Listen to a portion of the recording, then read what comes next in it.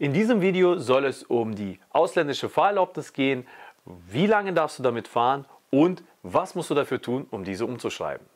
Als allererstes müssen wir rauskriegen, zu welcher Gruppe dein Führerschein gehört. In der ersten Gruppe haben wir die EU- und EWR-Mitgliedstaaten. Das bedeutet für dich letztendlich, du musst deine Fahrerlaubnis gar nicht umschreiben, die ist hier in Deutschland ganz normal gültig. In der zweiten Gruppe handelt es sich um die Listenstaaten. Diese findest du in der Fahrerlaubnisverordnung in der Anlage 11. Hey, falls du nicht gerade ein Anwalt bist, unten habe ich für dich einen Link, da kannst du einmal draufklicken und dann siehst du die ganzen Listenstaaten aufgeschrieben. Meistens oder ganz häufig findest du zum Beispiel dort USA oder auch Australien oder Kanada und auch ein paar weitere Staaten. Wenn du aus so einem sogenannten Listenstaat kommst, steht auch ganz genau geschrieben, was du für die Umschreibung machen musst. Ob du nur die theoretische Prüfung machen musst, ob du nur die praktische Prüfung machen musst oder ob du eventuell gar keine Prüfungen machen musst, lediglich zur Führerscheinstelle und diese dann umschreiben musst. Und jetzt kommen wir zu der dritten Gruppe. In der dritten Gruppe handelt es sich um die sogenannten Drittstaaten. Bei den Drittstaaten ist es definitiv so, dass du für deine Fahrerlaubnis die theoretische und praktische Prüfung machen musst. Aber du durchläufst nicht unbedingt die Ausbildung, die man als Ersterteilung macht. Das bedeutet, du brauchst keinen theoretischen Unterricht, du brauchst keine Sonderfahrten, du brauchst lediglich die Prüfungen. Um die Prüfungen zu absolvieren, brauchst du natürlich auch eine Fahrschule.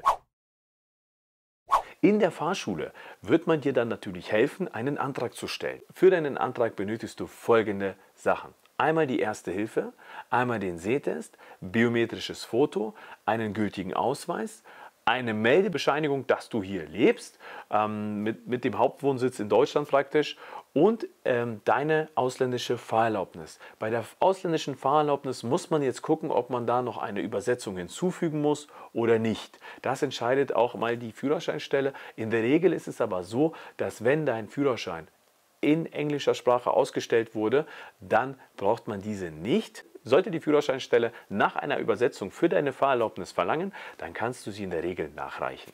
Bei der Antragstellung solltest du auch darauf achten, dass es eine Umschreibung ist, denn oft werde ich gefragt, hey Tom, wie sieht das aus? Wir könnten ja eine Neuerteilung machen. Dann habe ich eine deutsche Fahrerlaubnis und eine ausländische Fahrerlaubnis.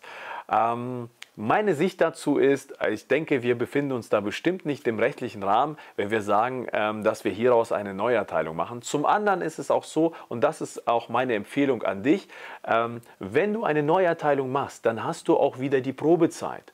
Und bei der Umschreibung hast du diese nicht. Bei der Umschreibung benötigst du auch keinen Unterricht, also keine 14 Unterrichte wie bei der Neuerteilung für die Klasse B, oder du brauchst auch keine Sonderfahrten. Das bedeutet letztendlich, du dürftest rein rechtlich zu Hause mit der App lernen und sobald du fit bist, kommst du in die Fahrschule, machst einen Vortest und wenn dieser gut ist, melden wir dich natürlich für die Prüfung an.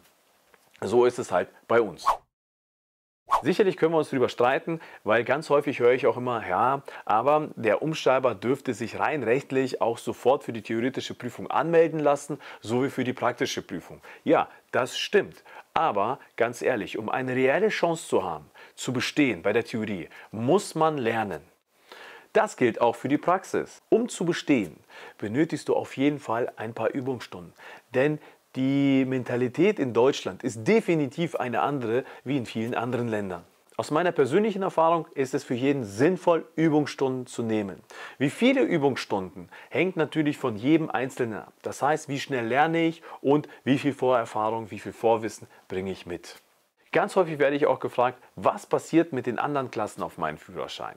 Also, wenn du im Besitz auch anderer Klassen bist, zum Beispiel mit der Klasse A, Motorradführerschein oder der Klasse C, CE, dann darfst du diese genauso wie die Klasse B umschreiben, mit einer theoretischen und praktischen Prüfung. Sobald du deinen Führerschein umgeschrieben hast und den deutschen Führerschein in der Hand hältst, musst du ja deinen ausländischen Führerschein abgeben. Dieser wird dann natürlich bei der Führerscheinstelle aufbewahrt und das ist nämlich dafür da, zunächst einmal, vielleicht hast du noch Klassen, die du noch nicht umgeschrieben hast. Das kannst du nämlich in 10 Jahren nochmal machen oder auch in 20 Jahren, aber das hat auch noch einen Vorteil. Falls du für längere Zeit wieder ins Ausland gehst oder dorthin ziehst, dann kannst du nämlich deine ehemalige Fahrerlaubnis bei der Behörde wieder umtauschen.